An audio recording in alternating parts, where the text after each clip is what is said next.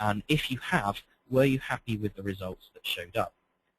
9 out of 10 students generally aren't that happy with the results which show up. It's generally finding Facebook pages, pictures of your holiday, etc. So it's worth bearing in mind, though, that recruitment and the recruiters will be doing Googles on people.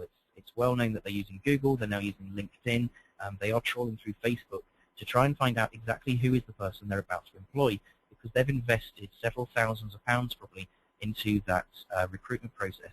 They want to make sure they're getting it right the first time. So you want to make sure what any employer is seeing of you is what you want them to see. So social media and the internet is a great way to be out there gathering information on potential recruits. And it should, as a recruit yourself or a potential future recruit, be one of the first ports of call to make sure that what people are seeing online is what you want them to be seeing. So how do we go about actually doing that? Well, first thing I'd recommend, speaking with students here in Southampton, I'd hazard a guess that sort of 98, 99% or so of our students have Facebook accounts. It's one of the most popular things that students seem to use. Our student union use it to get in contact. Academic areas are using it as well for sort of updates. What I would recommend is that you check your security and your privacy settings on there on quite a regular basis, because Facebook do have this habit of changing the goalposts slightly. So I'd recommend that you monitor your settings on there to make sure only people in your innermost circle, your friends, family, relatives, etc., can see what you've been up to, can see your status updates, can see your holiday photos, can see pictures of you down the pub. You don't want employers to be seeing that in the vast majority of cases. You might want to consider setting up a homepage. That's where you get full control of what's going out on the internet, and that will start to drag you up the Google searches as well. So you put the facts out there, you can put in any information you want, and you can keep it as professional as you want it to be. Obviously, that does mean that you have to have a certain degree of technical skills. So there are other professional pages that are out there, such as LinkedIn, and this will boost your online presence in a professional capacity. It will help you start getting connected. There's various groups and discussion forums that you can also join on there. So a great way to start seeing what's going on. It's also a brilliant way to identify which companies are recruiting, because lots of recruitment is being done through LinkedIn, and you can monitor activity by following organizations of interest to you and find out what it is that they're up to. Are people being recruited? Are people leaving the company? Has a new director joined? Is change on the way in that organization? You'll be able to sort of identify which ones you can target. You also have blogs, an excellent way to demonstrate your own passion.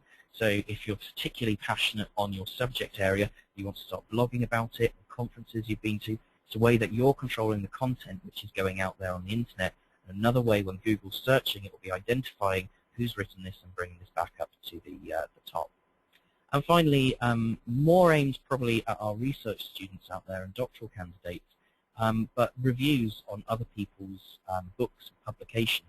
It's demonstrating your knowledge of what you have to say about the subject area. So it's a very interesting way to go about putting your digital presence out there. Just like to show you, and hopefully this works on everyone's machines, a web page that we use down here in Southampton for our academics, and we're starting to roll out with our postgraduate researchers. Now, essentially, I was talking about creating a homepage. This is a homepage of one of our academics over in social sciences. So a professional picture of herself, her details about who she is, her biography of what she's doing here at the university, and her research interests. So as an academic student, you could look at setting up a page similar to one of these. Your own university may also offer this service itself, so it's worth checking out to see if it exists. Here, this particular academic, she's linking into her publications that she's written, and it's a way that she's really controlling the area that's out there. And if you Google her name, this is the first page which comes up. It's linked to a university site. It's her page. She's controlling the data which is out there on the digital sort of market, so to speak. Next one I'd like to show is a bit of a template guide which is out and about. It's quite heavily used in America, coming more so into the UK and Europe, but it's academia.edu. Now essentially, in academia.edu, you have the various options here. So you can join for free. You can then find colleagues and peers in your department or other institutions, people through networking events you've attended. You can then choose to follow papers and talks and status updates by those individuals. These may be sort of highly esteemed academics, or they may also be research students, postgraduates themselves. And you can share your own papers online as well. One of the best tools really that this does is it's notifying you when people have done Google searches. So it's connecting through to the wider web and really showing you what's out there. There's also, as you come towards the end of your postgraduate program, there are various job opportunities that are posted on here. And as you can see, the numbers are rising quite sort of steadily over the time of people using this. And it's linked out to the Facebook sites as well. So it does have that risk of connecting into your sort of personal areas, but at the same time it's giving you this sort of professional field where if you don't have access maybe to your own academic setup for your own homepage, you could use this as a way to sort of demonstrate who you are, what it is you do, and what your research interests are, and where you want to go next. There's also a huge range of webinars, such as the one that's going on today with LinkHigher, but there are a whole range out there. And this slide I've actually lifted from something I did with our medical doctorates over at the Southampton General Hospital. Webinars are a great way to basically get information from the web. They're quite often talking about research topics. There's the questions button, so you can actually fire your own live questions in. There's discussion forums, often which set up afterwards. You can view these either real-time or generally tune into them afterwards as well. So it's a great way to sort of discuss common themes, share your ideas, and actually find out who are the people around the globe who have the same sort of research interests that you do.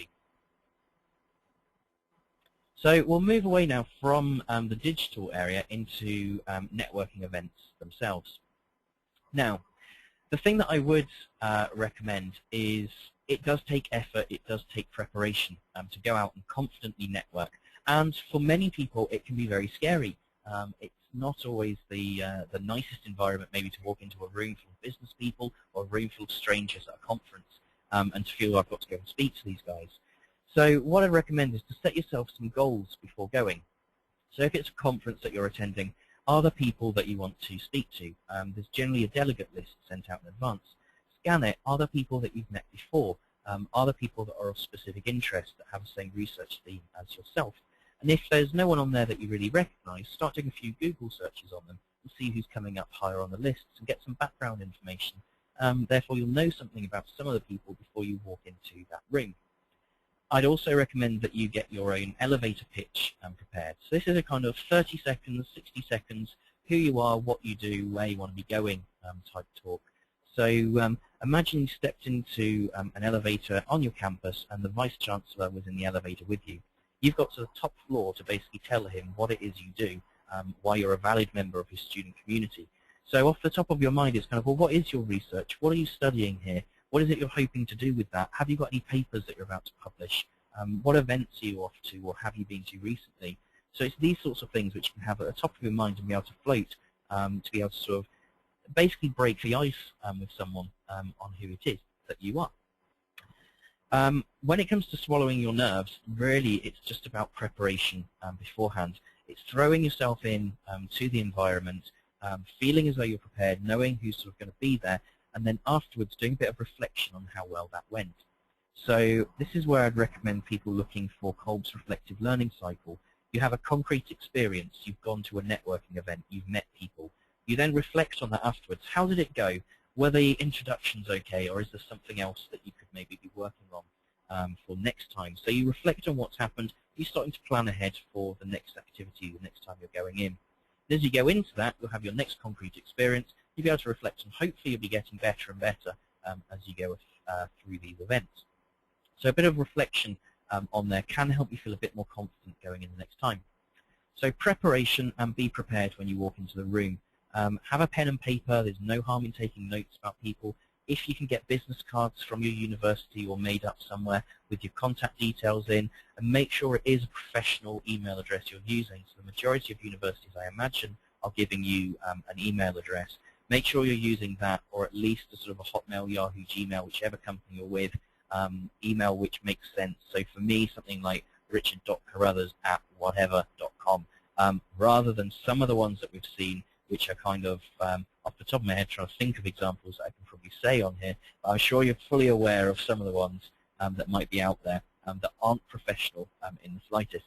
So make sure you've got those. If you can't get business cards, maybe just print your email address, your phone number out several times on a piece of paper and just sort of cut it to sort of make some, at least there's tabs that you can give to people when you walk in there. And then make sure you follow up where appropriate afterwards. As I say, setting yourself a goal when you go in, one of your goals might just be to speak to someone. If you're very nervous about going into these environments, a good goal could be, I will meet 3 new people at this event. I will meet 1 new person. I will make a connection through attending this conference. So, next slide. Okay, so the face-to-face principles then. Well, obviously, introducing yourself with a handshake. Your body language does play a key role in this. And take an interest in what others are saying. So ask those questions to people. And don't just sort of wait for people to approach you. But bear in mind, it is all give and take. And keep at the back of your mind, though, don't become too sort of self-conscious on the fact of that emotional bank account. What are your deposits? What are your withdrawals? Do this sort of subconsciously. You're doing it every day, every time you meet someone. But just sort of keep that at the back of your mind there. And be genuine. Talk about things which are relevant to you. And try not to hog all the conversations and not be too exclusive. Remember, there is a room of people that you can go and meet. Everyone wants to meet each other. So make those steps to sort of move on and try and network around, meet as many people as you can without being a tornado sort of storming through the room. Spend some time and have that genuine interest. And if people are relevant to you, consider swapping your cards with them and your contact details. So looking at the body language which exists there. Some questions basically just to sort of rhetorically ask yourself. So your body language and what people have to say, and these are on percentages. So how much do you think what you say is actually what people are listening to, and how you say it, how people listen to that, how people are taking it in, your actual body language itself. Now, one of the things I'm actually finding quite difficult for the webinar is the fact you can't actually see me. I'm very sort of moving with my hands, very articulate, and my facial expressions, and that I lose when it's just my voice. So hopefully the way I'm saying things is coming across. But apparently what you actually have to say is only 7% of what people are listening in on. How you say it, 38% of what's going ahead, and the body language being the huge big area here is well over sort of like the 55%, over half of what you say is actually determined through your body language. So as I said, me basically sitting here with a microphone, it's very difficult for you to sort of maybe get the full engagement of what I've got here. So one of the things I just sort of jumping back is the face-to-face principles. When you're out there, if you're nervous and you don't quite know what to do when you're going into the room, so with the confidence, there's generally sort of like drinks, teas, coffees, things that are out there. If you're trying to meet someone and you don't quite know what to say, you're a bit nervous about it, ask them why they're at the event. If it's an academic conference, it's likely that everyone there has something in common. Ask them where they're from. So these sorts of things can be good icebreakers just to get you through those first steps and then break into a real sort of conversation with them. So some principles.